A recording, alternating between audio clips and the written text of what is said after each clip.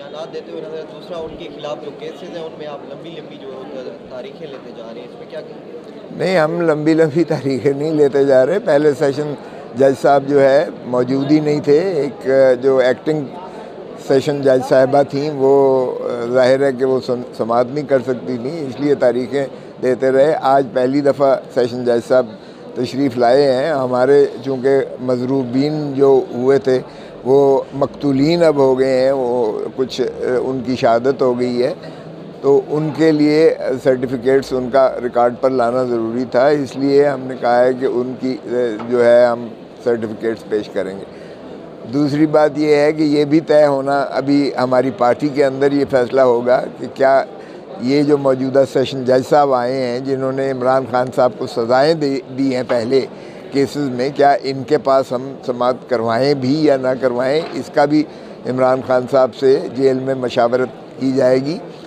और यही बात हमारी तय हुई थी। बैरिस्टर गौहर मुस्तगीस जो हैं वो अभी रास्ते में चूँकि ट्रैफिक की वजह से वो तशरीफ़ ला रहे हैं, तो इसलिए तारीख़ एक और भी 5 मई में जो है हमारी एक मुतय्यन है, फ़िक्स की हुई है, तो इसलिए 5 मई की दी गई है। बाकी हम इसको मंतकी नतीजे तक पहुँचाएँगे।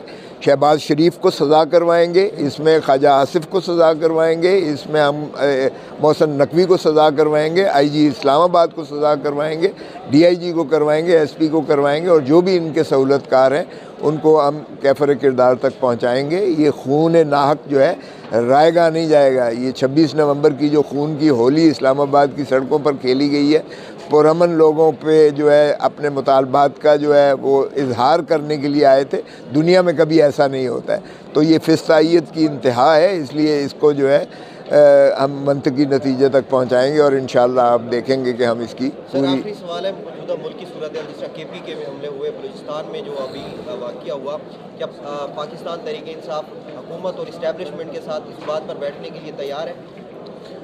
ये हुकूमत फेल हो चुकी है, मुकम्मल law and order break down हो चुका है। सिर्फ इनको एक ही काम है और ये कि इमरान खान को अंदर कैसे रखना है और इमरान खान की पार्टी के लोगों को किस तरह से जो है हरासा करके उनके चादर चार दीवारी पामाल करके उनको जो है तोड़ने की कोशिश करनी है। इनको सिर्फ एक ही काम नज़र आता है, इसलिए हमारे बॉर्डर्स भी गैर महफूज हो चुके हैं, हमारी इंटेलिजेंस एजेंसीज़ का कंप्लीट फेलियर है। और मैं तो पहले ही तकाज़ा कर चुका हूँ कि इंटेलिजेंस के जो बड़के मारता था बड़ा मोहसिन नकवी, कि ये बलूचिस्तान के जो दहशत गर्दी है ये तो एक SHO की मार है। अगर SHO की मार है तो फिर ये जाफ़र एक्सप्रेस जो है ट्रेन पे इस अंदाज से दुनिया में ये छठा बड़ा हमला है ट्रेन का किसी का, तो वो किधर है मोहसिन नकवी? कम से कम वो तो शर्म से डूब मरता, कोई शर्म होती है, कोई हया होती है, कम से कम इस्तीफ़ा दे देता। अगर और कुछ नहीं है, कोई महज़ब और दुनिया की जमहूरी मुल्क होता तो कम से कम वज़ीर दाखिला मुस्ताफ़ी होता। फिर ये वज़ीर माशाअल्लाह जो ये अपना आसिफ ख्वाजा आसिफ है, बड़ी बढ़के मारता था। ख़ुद ये जो है डार से हारा है, रेहाना डार से हारा हुआ है, और बड़े बबांगे दोहल, उधर से कहता है नेशनल कंसेंसस हो, उधर से जब ज़बान ये खोलता है तो जहर उगलता है, गालियाँ देता है। ये इसको शर्म भी नहीं आती है। इस तरह से नेशनल कंसेंसस होता है। आप ज़रा देखें तो सही, इनके वतीरे तो ज़रा देखें। और फिर क्या बलूचिस्तान में जो कुछ हो रहा है और जो कुछ जो है खैबर पख्तूनख्वा में हो रहा है, क्या ये हुकूमत कह सकती है कि लॉ एंड ऑर्डर कोई है? हर शख्स अदम गैर महफूज है, और यहाँ पाकिस्तान को तो एक 25 करोड़ आवाम का जेल खाना बना दिया है। और आप देखें कि आप पर पीका का जो कानून में तरमीम करके आपकी ज़बान बंदी कर दी गई है। जो उनके तारीफ़ में कोई आप कलमात कहेंगे वो तो मस्बत ख़बरें होंगी, और अगर आप सच्ची बात करेंगे तो वो फेक न्यूज़ होगी और 3 साल आपको सज़ा होगी और 20 लाख रुपया जुर्माना होगा। ये है इंसानियत। आप कहते हैं कि ये कोई आईनी जो है इसमें अमलदारी है या कोई कानून की पासदारी की जा रही है? ये तो सिविल मार्शल लॉ इस मुल्क में लगा दिया गया है। तो फिर ये जो है इस तरह की कंसेंसस बात करते हैं। बिल्कुल हमारा दिल जो है खून के आंसू रोता है जब हमें पता चलता है कि हमारे जो है बेचारे सिपाही वो शहीद हो गए हैं, या बेचारा फ़ौजी एक शहीद हो गया है। वो घरों पर जा रहे थे, वो घरों के लिए जाते हुए उनको शहीद किया गया है।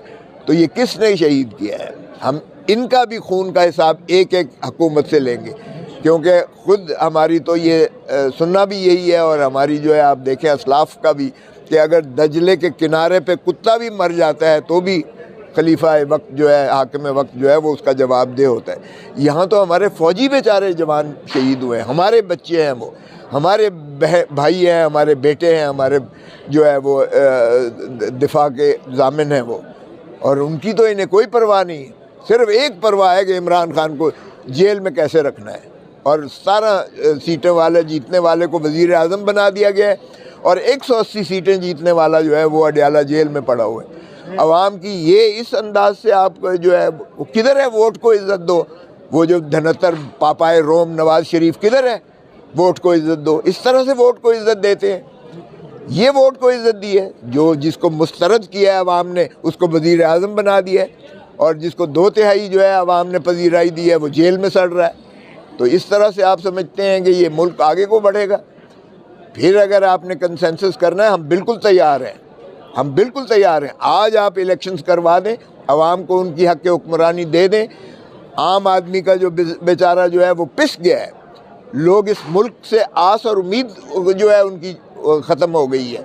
लोग सारे बाहर जाना चाहते हैं मुल्क से, और कश्तियों में बेचारे डूब जाते हैं, मर जाते हैं, अपनी सारी पूंजी लुटाकर अपना जो है वो इन ठगों के, चोरों के, डाकुओं के हाथ में डालते हैं। धरती माँ को लूट के खा गए हैं ये, और अब जो ढांचा बच गया है उसको भी गिद्धों की तरह ये नोच रहे हैं। शर्म आनी चाहिए इनको। ऐसी हुक्मरानी आपने करनी है कि पाकिस्तान की जो है आपने तबाह